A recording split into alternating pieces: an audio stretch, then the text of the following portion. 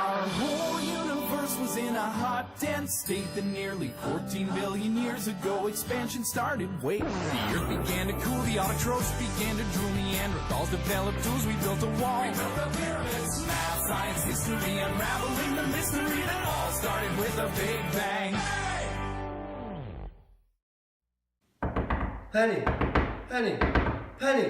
What, Sheldon? I need you to take me somewhere. Where? I'll tell you when we get there. All right. So, Sheldon, why are we here at the planetarium? Because, Penny, my favorite physicist is speaking here, Neil deGrasse Tyson. But, Sheldon, nobody else is here. Not one other person is here. Why are we here so early? I have to be front row, Penny, but it's perfect that we're at this planetarium because it's just like the one he visited when he was 9 years old. And that's when he fell in love with stargazing. And then he later took classes at the same exact planetarium. Then he got his telescope. And then he actually later became the director at that planetarium. And then he helped renovate the facility and raise funds for it. So, Sheldon, what else is so cool about this dude? Well, what's really cool is in 2001, George W. Bush appointed him to a commission on the future of the aerospace industry. And then he also really cares and likes to talk to people that have a future in the universe. Sheldon, are you still here sitting in line? What is so great about this guy? Give me some background on him. Well, he was born October 5th in 1958 in Manhattan, New York City. And then he graduated the Bronx High School of Science, where he was an editor-in-chief on the physical science journal. He completed a bachelor's degree in physics at Harvard University in 1980. Wow, where else did he go to school?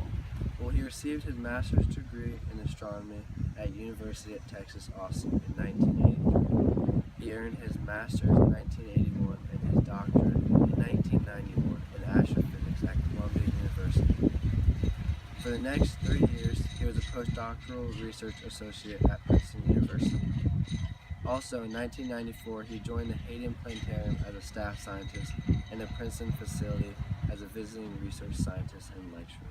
Wow, that is impressive. What else has he done? Well, one of his quotes was, "One of my goals is to bring the universe down to Earth in a way that further excites the audience to want more."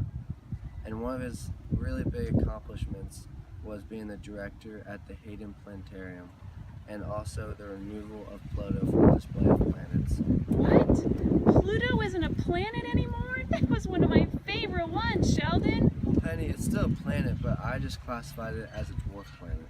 Oh, okay. But Tyson has also written several other books for the general public, including Death by Black Hole and Other Cosmic Quantities, and The Pluto Files, The Rise and the Fall of Americans' Favorite Planet. He has taken his message to the airwaves as well, serving as the host of PBA's Nova Science Now. That's one of my favorite TV shows. I can honestly say I've never read any of those books, and I've never watched that show on TV. I don't know, Sheldon, maybe I'll watch that show. But tell me, has he ever worked with anybody else I might have heard of? Well, no, he kind of worked a lot by himself. But one of the major cool things about his career is he was one out of few African-American physicists who wrote a lot of barriers in astrophysicists. Oh, that's cool. I like that. What other major accomplishments did he have? Well, he had two really major ones. Was the one where I talked about when he declared that Pluto was a dwarf planet. Oh, yeah. And then the other one was he had a really big impact on Uranus. Oh, okay. Well, that helps me understand him a little bit more. I hope you get front row seats, Sheldon, and I hope you get his autograph. Yeah, I can't wait.